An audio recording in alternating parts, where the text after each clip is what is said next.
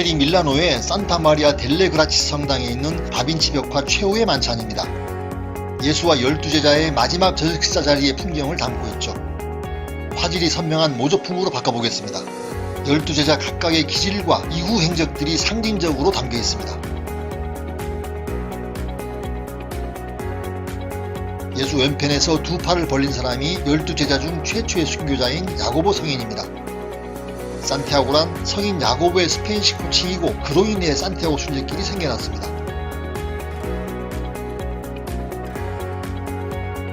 그가 순교한 후 그 이후에는 제자들에 의해 멀리 스페인 땅으로 옮겨져 묻혔습니다.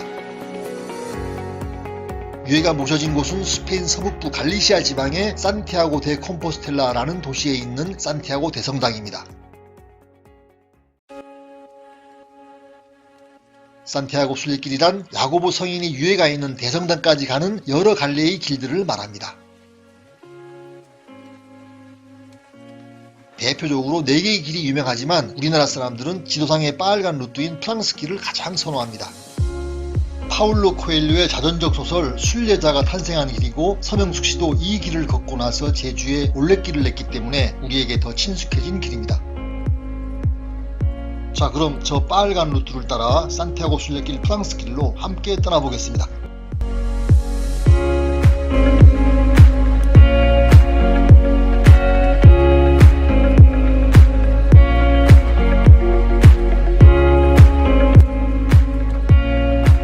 프랑스 서남단 국경마을 생장 피드포르가 순례길 출발지입니다. 하루 전에 이곳에 도착해서 순례 절차를 밟은 후 다음날 아침 일찍 출발합니다.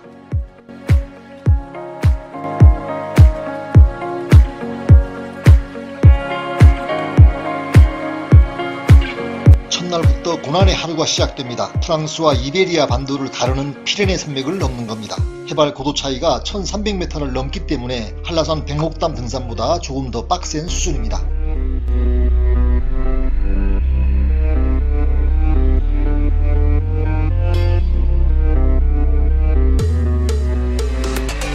피레네 산맥 정상에서 국경을 넘고 산을 내려오면 스페인 첫마을 론세스파에스에서 순례 첫날 밤을 묵습니다.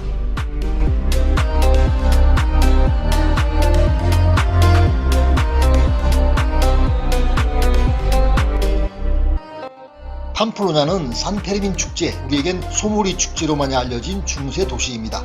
해밍웨이가 소설 태양은 다시 떠오르고의 배경으로 언급하면서 세계적으로 유명해진 축제입니다.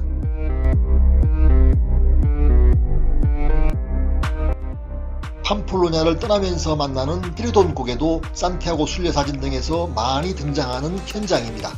해발 800m를 넘는 일명 용서의 고개입니다. 평소에 앙금이 있거나 미워했던 이들을 모두 용서하고 화해하는 마음으로 이 고개를 넘습니다.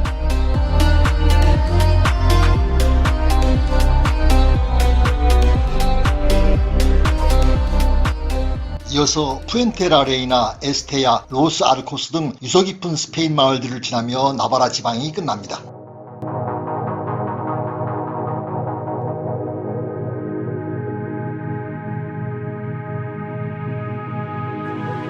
5 내지 20km마다 시골 마을이나 소도시들이 이어지고 숙소를 일컫는 알베르게들이 많습니다. 사전에 숙소 예약을 하지 않고 가도 특별한 경우를 제외하고는 별 문제가 없습니다.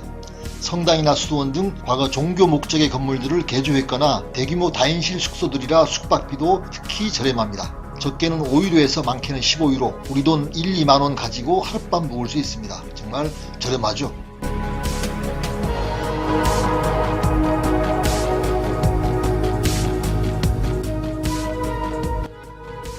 부르고스는 순례길 10여일 만에 만나는 큰 도시입니다. 우리의 이순신 장군님처럼 스페인이 민족 영웅인 엘시드의 고향이기도 합니다. 스페인이 이슬람 무어인들에게 점령당했을 당시 레콩키스타 기간 동안 활약했던 영웅의 멋진 동상과 여러 자취들이 많이 남아있습니다.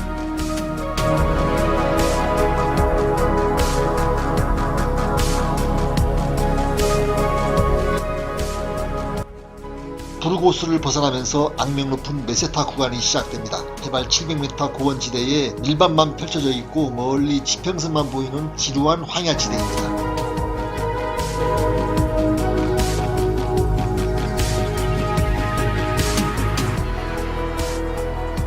산티아고 순례길은 파울로 코엘료가 자전적 소설 순례자를 발표하면서 세계적으로 많이 알려지게 됐습니다. 이전까지는 주로 종교인들만의 순례길이었지만 소설이 나온 이후부터는 일반인들의 자기 성찰의 길로도 많이 유명해진 거죠.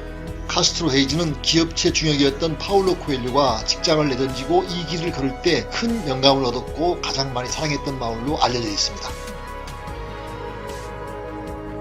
까리옹 데 로스 콘도스 마을은 순례길 총거리의 절반이라는 지리적 위치도 중요하고 또한 까미노 역사에서도 의미가 많은 오래된 마을입니다. 부르고소에서 레온까지 이어지는 이 일대 180km 정도의 메세타 구간은 워낙 단조롭고 지루할 수도 있습니다. 이런 길이 적성에 안 맞는 이들은 차로 건너뛰는 경우도 많은 것 같습니다. 나무 그늘 하나 없는 막막한 고원 지역을 뙤약볕 아래서 그저 묵묵히 걷는 게 체력 소모가 훨씬 커지기도 합니다. 그러나 이런 환경을 오히려 즐기는 이들도 많습니다. 광활한 밀밭을 바라보며 황량한 아름다움에 젖어들 수도 있고 외로운 걸음 속에서 자기 성찰이 깊어지는 시간이기도 합니다. 레온까지 오면 메세타 평원은 끝납니다. 레온은 옛 이사벨 여왕의 나라 카스티아 왕국의 수도였던 도시입니다. 때문에 레온은 순례길 통틀어 가장 큰 도시이기도 합니다. 순례자들은 이 도시에 도착하면 잠시 걸음을 멈추고 하루나 이틀 쉬어가는 경우가 많습니다.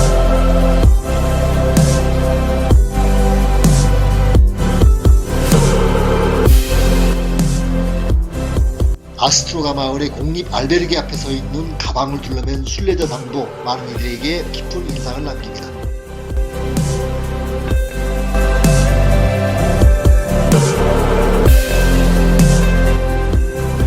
크루즈 대 페로는 해발 1500m 지점에 돌무덤과 철 십자가가 있는 전구원 통틀어 가장 높은 지대입니다. 여행사진 등에서 산티아고 순례길이 상징으로 많이 등장하는 곳이기도 합니다. 고향에서 가져간 조약돌에 꿈이나 원하는 바를 적어 돌무덤에 두고 가면 그 소원이 이루어진다고도 합니다.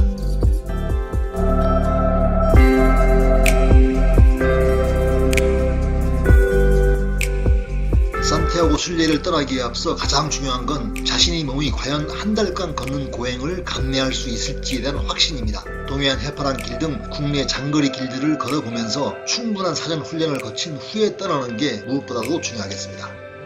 산티아고 순례길은 전체적으로 평지가 많지만 해발 1300m 이상의 고지대를 넘는 경우가 3번 있습니다. 첫날 넘은 피레네 산맥과 좀 전에 지난 크루즈 대 페로, 즉 철의 십자가, 그리고 마지막이 이곳 포이오 고개입니다. 바람에 날아가지 않게 모자를 부여잡는 순례자 동상 옆에서 인증사진들을 많이 찍게 됩니다. 사리아에서부터는 100km 단축 순례길이 시작됩니다. 한 달 동안 걸을 에너지나 시간이 없는 순례자들이 이 구간을 이용합니다.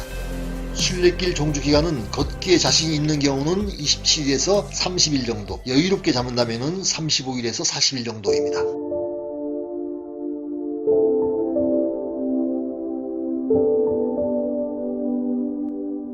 산티아고 다녀온 이들 중에는 문어 요리인 폴포 예찬론자들이 많습니다. 순례길 종반부인 멜리데 마을은 폴포 요리로 유명한 곳입니다. 이 마을 지날 때는 꼭 길가 식당에 들러 문어 요리 맛을 보고 가는 게 좋습니다.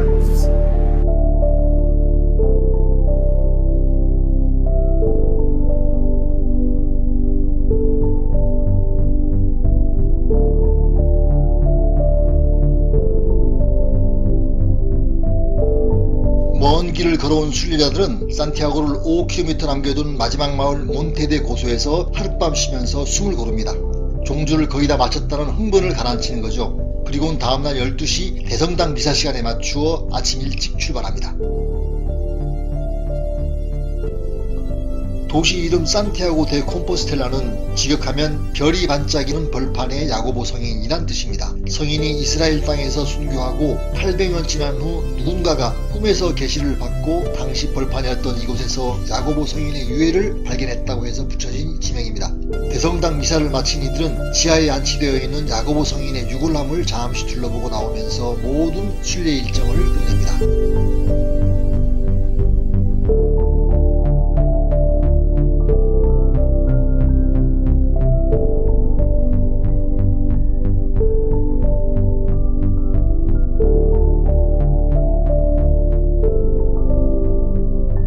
산티아고까지 순례길을 다 걸은 이들은 로마 시대 때 세상의 끝이라고 알려졌던 피니스테레까지 90km를 마저 걷거나 또는 대중교통으로 여행하기도 합니다.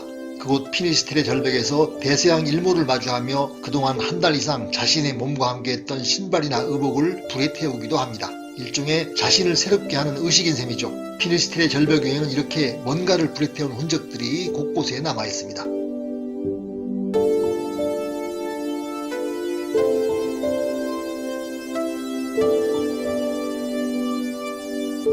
우리 현대인들의 일상이란 몸과 마음속에 쉼없이 노폐물을 쌓아가는 여정일지도 모릅니다. 쌓인 것들을 완전히 씻어내는 진정한 휴식과 자기 정화의 시간이 한 번쯤은 필요하겠습니다. 하루 중 먹고 자고 휴식하는 외의 모든 시간을 한 달여 동안 오로지 걷는 데에만 집중한다면 우리 몸과 마음에 과연 어떤 변화가 일어날까요? 때로는 우주를 품을 만큼 깊고 원대한 세계가 우리 의식 속에 생겨날 수도 있을 겁니다. 산티아고 순례길을 걷는다는 건 그런 기회와 가장 가까워지는 여정입니다.